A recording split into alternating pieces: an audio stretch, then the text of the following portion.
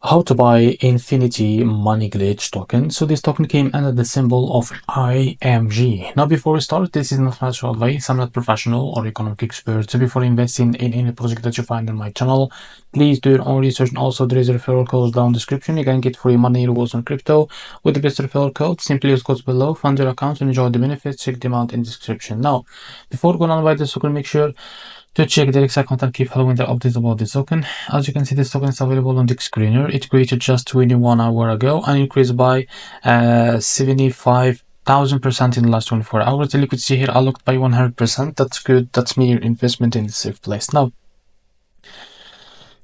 this token is trending number 9 in Solana section. To be able to buy this token, this is simple. Copy the token address from here. This token address is under this Solana network. Now open your funds wallet for that. As you can see here, now log into your wallet first. So after that, what you need to do, click on swap here. I will just click on that now. Click on swap here and make sure that you have enough Solana in your wallet. Now click here and paste the token. So as you can see, this is our token. Click on it and here type how much you want to buy.